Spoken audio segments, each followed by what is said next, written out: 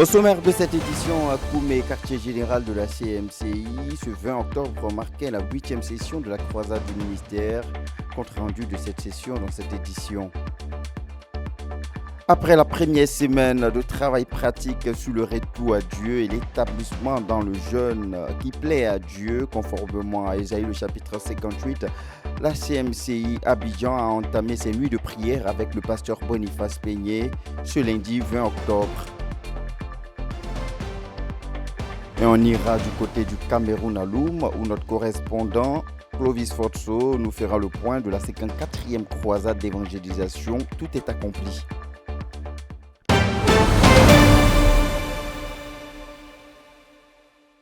Ce 8e soir de croisade de prière et de jeûne du ministère, le frère Théodore recommande la lecture de la prophétie de Brazzaville tout de suite après les actions de grâce.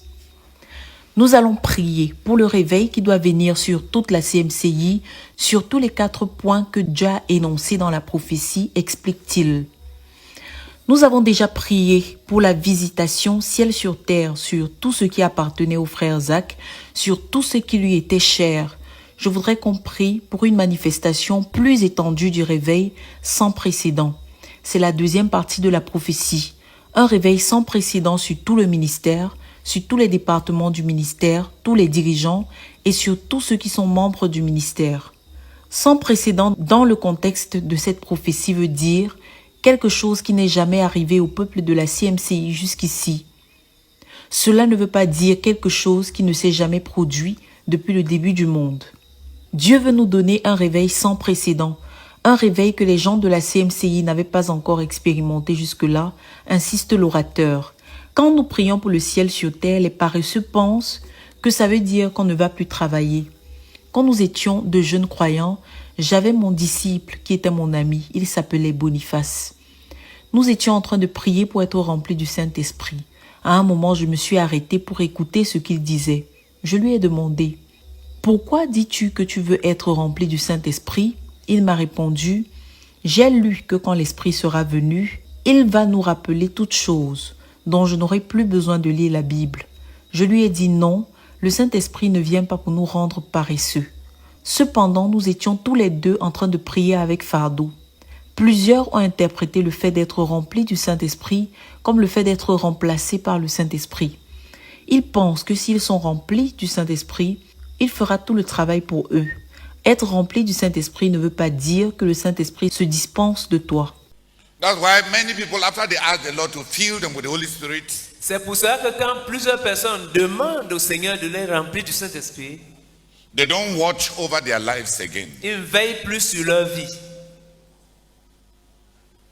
And they don't work hard. Et ne travaillent pas dur. Quel est le plus grand titre du Saint-Esprit, questionne-t-il. C'est aide. Qu'est-ce que cela veut dire? Aide veut dire que si tu ne travailles pas, il ne travaille pas. C'est toi qu'il doit aider. Il ne pourra pas t'aider à prier si tu n'es pas en train de prier. Comment pourra-t-il t'aider à évangéliser quand tu n'es pas en train de le faire? Aucun des titres du Saint-Esprit ne te remplace, poursuit-il. Il est le consolateur. Que souffres-tu pour être consolé? La Bible dit, il ramènera tout à votre souvenir. Qu'as-tu étudié qu'on doive ramener à ton souvenir? Même Jean 15, 26 et 27 dit, quand l'Esprit viendra, il témoignera de moi. Vous aussi, vous témoignez parce que vous avez été avec moi dès le commencement. Le Seigneur Jésus se rassurait que les disciples comprennent que la venue du Saint-Esprit ne les exempte pas de leur travail. Il est l'enseignant. S'il est l'enseignant, je dois être étudiant. Contrairement aux démons qui possèdent les gens et cherchent à changer leur personnalité, le Saint-Esprit ne remplace pas la personnalité humaine. C'est pour cela que les frères ne planifient pas leur travail. Ils attendent quelque chose qui va venir les secouer. La Bible dit même qu'il n'est pas un esprit de lâcheté et de faiblesse, mais plutôt un esprit d'une pensée saine et sobre, rappelle-t-il avant d'inviter quelques-uns à prier que nos églises reviennent à l'enseignement simple. Nos églises n'enseignent plus, déplore-t-il. On exhorte à partir d'expériences excitantes, mais on n'enseigne pas. Quand j'étais élève à Bamenda, un missionnaire venu d'Angleterre avait partagé avec nous. Le Saint-Esprit, c'est le feu qui doit venir du ciel, comme le jour de Pentecôte. Mais comme Gédéon, c'est toi qui dois apporter le sacrifice, l'offrande que tu veux.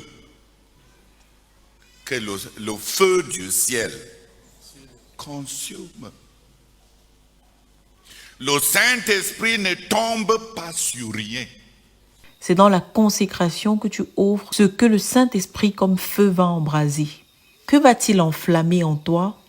Donc il nous a conseillé de faire des études assidues et de maîtriser notre service.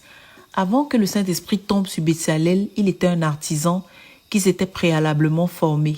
Un bon artisan bien formé, possédé par le Saint-Esprit, peut réaliser les œuvres artistiques de Dieu. Le Saint-Esprit, le feu qui vient du ciel, ne consume pas le néant. Et à partir de l'histoire de Samson, il nous a avertis, faites attention quand vous demandez au Saint-Esprit de tomber sur vous, parce que quand le Saint-Esprit tombe sur toi, comme sur Samson, tu peux travailler au point de mourir. Donc si tu es un faiblard et que le Saint-Esprit tombe sur toi, alors que le travail te dépasse parce que tu ne t'es pas formé, tu vas mourir. Donc toi qui dribbles toutes les réunions de prière, tous les jeûnes, toutes les formations, parce que tu espères que quand le Saint-Esprit va tomber sur toi, tout va se régler. Sur quoi va-t-il tomber? La consécration précède l'onction. Gédéon a posé son offrande sur le rocher qui est le Christ. L'ange a touché et cela a pris feu. Le feu qui vient du Christ ne vient pas pour consumer le néant, insiste-t-il. Ce réveil sans précédent veut dire que toi et moi devons commencer une nouvelle vie. C'est un nouveau commencement pour toi et moi, un changement radical opéré par Dieu pour toi, moi et pour notre ministère. Et le Seigneur nous donne 5 domaines où cela doit se réaliser. Premièrement, c'est l'onction sur les missionnaires du frère Zach. Donc Dieu lui-même connaît certains missionnaires comme étant les missionnaires du frère Zach, commente le frère Théodore. C'est lui qui a dit à Aaron que ton petit frère sera ton Dieu et tu seras son prophète. Il mettra les paroles dans ta bouche.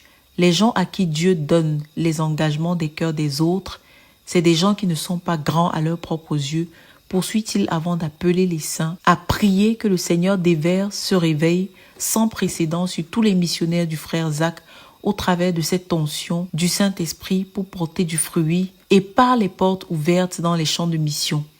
Si tu connais notre ministère, alors tu sais que beaucoup de missionnaires ont reçu des dons transculturels en grande quantité. On veut qu'à partir de maintenant, cela prenne de l'ampleur. Parce que Dieu a déjà fait, déclare-t-il, avant de mentionner les exemples des lieux où cette parole a été accomplie.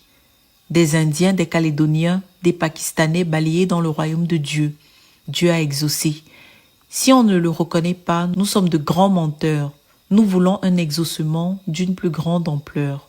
Le deuxième aspect de ce réveil sans précédent concerne l'argent disponible pour l'expansion rapide dans plusieurs domaines. Nous avons déjà connu des expansions rapides dans plusieurs domaines. Tout d'abord, on veut apprendre quelque chose de la manière dont Dieu parle. Les premières sources d'argent pour notre ministère, pour l'accomplissement de son but, c'est la génération interne de fonds, la banque et les entreprises associées. La deuxième source est le don effréné de ceux qui aiment Dieu.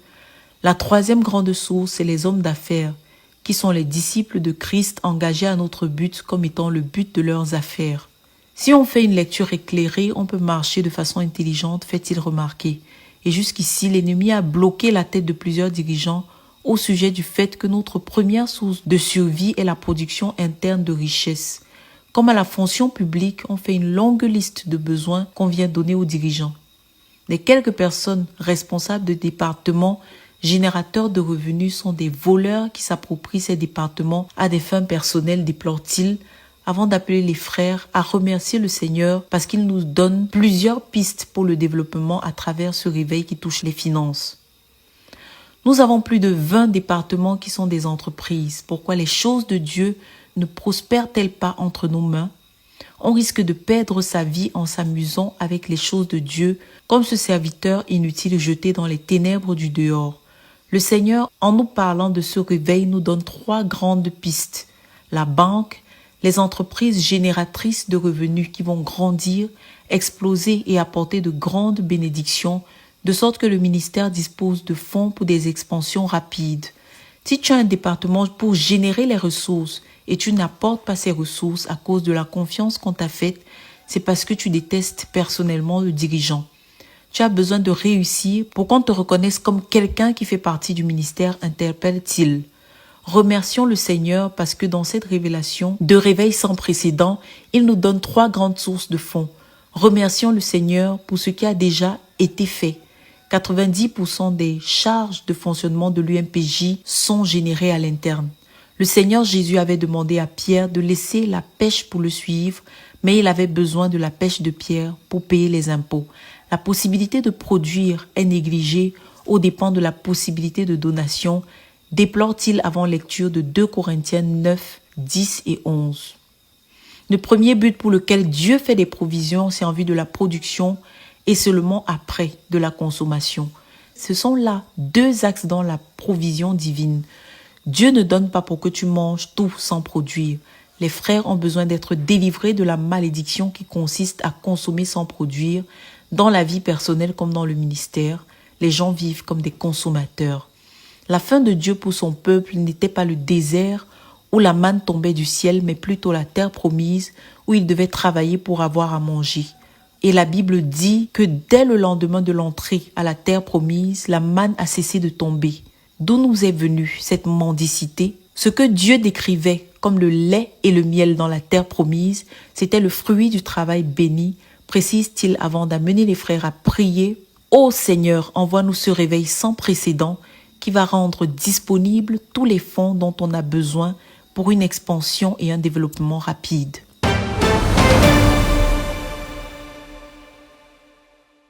L'ennemi de chacun de nous, c'est le moi. C'est une guerre contre le moi. Dites aux frères que c'est par prophétie. Dieu dit que votre adversaire, c'est le moi. Le jeune-ci sera béni si chacun livre la bataille contre son moi. Oui, une bataille pour le renoncement au moi a été enclenchée à l'ouverture des nuits de prière de la croisade du ministère à la CMCI Abidjan avec le pasteur Boniface Meigné. Après la première semaine tenue dans les zones sous la direction des anciens de l'église Abidjan qui ont conduit les frères dans un travail pratique sur le retour à Dieu et l'établissement dans les dispositions de cœur conformes aux jeunes qui est agréable à Dieu décrit dans le passage d'Ésaïe, le chapitre 58. Place maintenant a été donnée aux nuits de prière quotidiennes au siège de la CMCI Côte d'Ivoire, 6 à Abidjan, à Djamé-Liberté. En ce lundi 20 octobre, marquant le 8e jour, le Seigneur a conduit l'Église à se remémorer les premières heures de l'œuvre en Côte d'Ivoire à travers les témoignages des frères ayant cru et intégré le ministère dans les premières années de l'implantation de la CMCI en Côte d'Ivoire. À partir de ces témoignages mettant en avant le zèle, la détermination passionnelle des premiers croyants de l'œuvre dans la dite nation, le pasteur Boniface Meigné a démontré que l'une des manières pratiques de revenir à Dieu, c'est de se souvenir des premiers jours de notre conversion pour revenir aux choses que nous pratiquions qui ont été abandonnées. Le passage d'Hébreux, le chapitre 10, le verset 32 à 35 a servi d'illustration pratique à cette orientation. Souvenez-vous de ces premiers jours, quand le zèle était fort, propre, la communion fraternelle était parfaite, quand il n'y avait aucun murmure contre un seul frère, quand on courait pour aller au lieu de la prière et quand on dansait sous la pluie avec joie, quand on partageait sa nourriture avec un frère dont on ne connaissait même pas le nom. Souviens-toi de ces premiers jours. Tu peux regarder ton passé, puis tu vois comment tu es fort et grand. Tu peux aussi regarder ton passé, tu vois comment tu deviens petit par rapport aux premiers jours. Et c'est ce qu'il faut rechercher. Les premiers jours de notre conversion sont très riches. Si tu laisses l'Esprit de Dieu te montrer la grandeur d'hier, la splendeur, la gloire et les compromis d'aujourd'hui, tu vas commencer à te repentir profondément. Tu peux réaliser que tu as fait beaucoup de petites choses et qui t'ont refroidi. Et le passage de Jérémie, le chapitre 2, le verset 1 à 2, donne des lumières supplémentaires à cet effet. La parole de l'Éternel me fut adressée en ces mots. Va et crie aux oreilles de Jérusalem. Ainsi parle l'Éternel. Écoutez, Je me souviens je me souviens de ton amour de ton amour lorsque tu étais jeune, lorsque tu étais jeune de ton affection lorsque tu étais fiancé. et ton affection lorsque tu étais fiancé. Quand tu me suivais au C'est désert, à ce moment-là que tu me suivais, même dans le désert. dans une terre inculte, Là, il n'y avait personne. On ne pouvait rien produire. Rien planter. Continue. Israël était consacré à À l'Éternel. cette époque-là, tu étais consacré à moi. Il était les prémices de son revenu. Et tu étais mes prémices. Tous ceux qui en mangeaient se rendaient coupables. Et je te protégeais. Et le malheur fondait sur eux, Je dit juge. l'Éternel. J'ai jugé tes ennemis. Dieu pense à notre passé. Il veut que chacun se restaure. Chacun se restaure. Et pour te restaurer, tu te regardes. Comme nous sommes en train de faire là, c'est un exercice pratique. Tu peux rester comme ça, tu dis, mais où sont partis mes amis? Je causais souvent avec qui quand j'étais fort. Mais pourquoi suis-je maintenant entouré de rétrogrades, des gens qui murmurent, qui veulent rétrograder, qui blasphèment? Qu'est-ce qui s'est passé? Et tu peux quitter. Tu peux dire, je sors du milieu je sors. C'est fini. Le croyant a donc lui-même une grande part de responsabilité dans sa restauration, dans la marche avec Dieu. Et comme révélé par le pasteur Meignet, le plus grand ennemi du croyant à ce niveau de sanctification et de retour à Dieu, c'est le moi. D'où l'invitation à toute l'Église à traiter sérieusement la question du renoncement au moi au cours de ce jeûne. Car la plupart des péchés qu'on conserve malgré les années dans la conversion sont dus au fait du moi. Le travail pratique à faire, c'est d'identifier les choses que le moi refuse de faire et décider de les faire. Pendant la journée, établis une liste des choses que le moi redoute et décide de les faire. Il y a des décisions, quand tu veux les prendre, ton âme rejette. Ça, ce n'est pas les démons, c'est toi-même. Parce que le moi aime le monde. Donc, il y a des choses que le moi ne veut pas faire. Il faut les identifier. C'est une autre manière de traiter le péché dans sa vie. Qu'est-ce que le moi ne veut pas?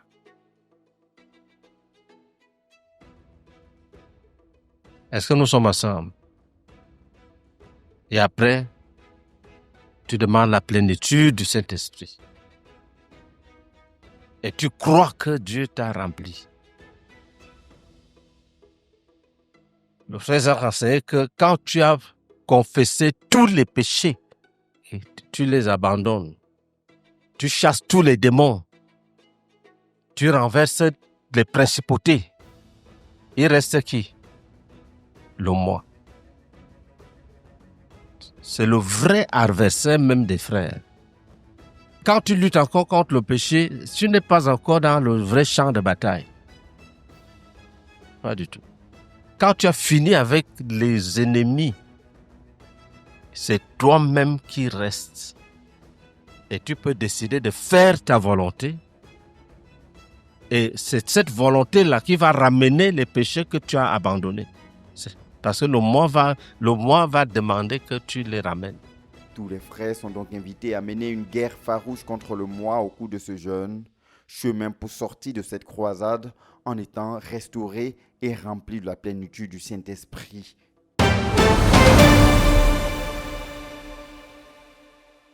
Le ciel était en joie du vendredi 17 au dimanche 19 octobre à la place des fêtes de Loum, localité du département de Mungo, avec plus de 109 000 habitants. La ville a vibré au rythme de la 54e croisade internationale d'évangélisation. Tout est accompli, conduite par l'évangéliste international Joseph Ngandou. Dès l'ouverture, l'atmosphère a été marquée par une ferveur particulière. Les semeurs de Loum ont introduit la croisade avec un puissant ton de louange et des chants spéciaux, plongeant la foule dans une profonde préparation animée de grandes attentes.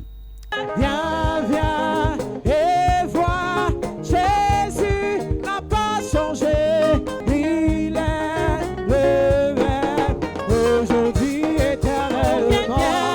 Viens, viens et vois, Jésus. Lors de sa première prise de parole, l'évangéliste international Joseph Ngandou, entouré des pasteurs de la ville, a proclamé les bénédictions de Dieu sur l'assemblée avant de livrer son message. Bless you abundantly. Que Dieu te bénisse abondamment. May He shower you with His blessings. Qu'il t'arrose de ses bénédictions. May He do you good. Qu'il te fasse du bien. May God do you good. Que Dieu te fasse du bien. In the mighty name of Jesus. Au nom puissant de Jésus. Proclamons. We proclaim. Sur Loum. On Loum.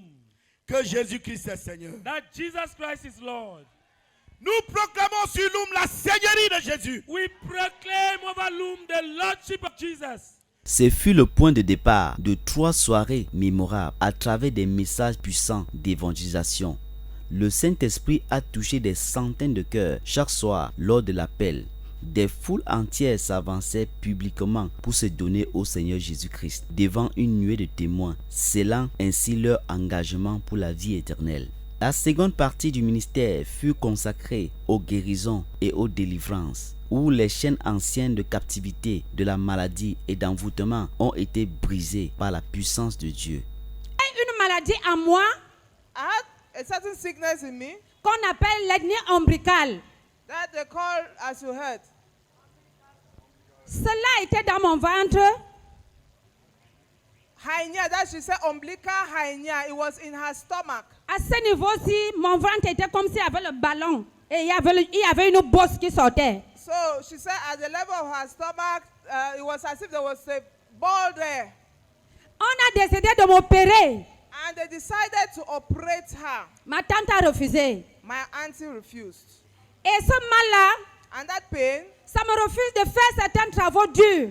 it hinders me from doing some hard work. Même porter les choses qui pèsent. Even to carry heavy things. Il y a des moments que ça se soulevait à moi. There were times the pain used to rise up in me. Même respirer, j'étais dépassée. Even to breathe was difficult. Bref, l'autre jour, le premier jour de la croisade, Briefly, during the first day of the crusade, quand on a commencé les prières de délivrance et guérison, when they started the prayer of deliverance and healing, pendant que j'étais assise derrière, when I was seated behind, l'homme de Dieu a dit que ceux-là qui ressentent les douleurs, un jas dans le ventre qui se lève. the man of God said, all those who feel a type of pain in their stomach, stand up. Et vraiment, j'ai commencé à ressentir un tourbillon qui était dans mon ventre. I started feeling a certain turbulence in my stomach. Je sentais sérieusement mal. I felt bad. Et je suis venue m'asseoir ici devant. And I came and sat here in front. On a prié pour moi. They prayed for me. On a fait l'imposition des mains sur moi. They imposed hands on me. Je suis rentrée à la maison. Un sommeil profond m'a pris. And a certain deep sleep. Jusqu'à maintenant, je ne ressens plus la douleur. And right up Alléluia. I don't feel the pain. Applaudissez pour Jésus. Et la bosse qui était sur mon ventre, And that swelling that was around my stomach, cela a disparu. it has also disappeared. Alléluia, alléluia, alléluia. Donc je rends grâce à Dieu pour ma guérison authentique que j'ai reçue hier. I thank Les témoignages se sont multipliés pendant les 3 soirs. Plusieurs ont été guéris sur le champ et d'autres ont constaté leur guérison dès leur retour à la maison. De nombreuses restaurations profondes et rencontres surnaturelles avec le Seigneur ont également été rapportées. Parmi les vies transformées, nous retenons l'histoire bouleversante de cette femme radicalement changée par la puissance de Dieu. Vendredi, on Friday, j'étais dans mes balades, le frère m'a donné l'invitation, j'ai honoré. Mais quand je voulais venir, j'avais une lourdeur. When I wanted to come here, I had some heaviness. J'ai dit, Seigneur, aide-moi car je vais aller là-bas. Lord, help me to be there. Et le premier jour, j'étais en train de saigner. Mais ce n'était pas mon moment de saignement. On that first day, I was bleeding, but it was not J'ai the dit, time Seigneur, for mais my, comment for est-ce my possible? menses. Et ça coulait comme de l'eau. I was flowing like water. J'ai dit, ça c'est une manipulation satanique. I said this is a satanic Quand manipulation. je suis arrivée ici le premier jour, When I reached here the first day, j'avais très mal au bas-ventre. I was feeling La pain, douleur se repentait jusqu'à mes reins. and that pain went right to my waist. Après la prière, je suis rentrée à la maison. After the prayer, I went home. C'était le premier It jour. was the first day. Ça a cessé It de stopped. couler. Et aujourd'hui, ça ne coule plus. The blood stopped flowing. So, Alléluia. Amen. Le deuxième jour, The second day, le Seigneur a encore fait quelque chose pour moi. the Lord still did something for me. J'ai une douleur à la fosse iliaque droite. Parce que j'ai déjà été opérée par une appendicite aiguë. I had a pain on my stomach here because Mais I le had been deuxième operated jour, from appendicitis. quand ce mal débutait, je vous assure, si je ne m'assois pas ou si je ne bois pas de l'eau, le mal là ne va pas stopper. When the pain starts, if I don't sit down or I drink water, that pain. Mais hier après la prière, But yesterday after the prayer, oh Dieu, merci Seigneur, la douleur est partie. that pain. Cette croisade, la première depuis le départ dans la gloire du père fondateur, l'apôtre Zacharias Tanefumun en 2009, a été accueillie avec une immense joie par les dirigeants de l'UM et les saints. Au terme de ces 3 jours de croisade, la moisson a été abondante. L'équipe a enregistré 428 miracles de salut, 277 rétrogrades restaurés, 160 délivrances authentiques, 158 guérisons instantanées, 561 livres distribués, en plus de nombreux traités évangéliques. Les dirigeants et faiseurs des disciples se sont immédiatement mis à l'œuvre pour accompagner les nouveaux convertis et les rétrogrades restaurés afin d'assurer leur affermissement spirituel et faire d'eux des disciples du Seigneur Jésus-Christ pour qu'aucune des âmes que le Seigneur a sauvées et restaurées pendant cette croisade ne se perde. Le regard est désormais tourné vers la prochaine étape, Beberati, en République centrafricaine, du 24 au 28 octobre pour une nouvelle invasion de l'Évangile.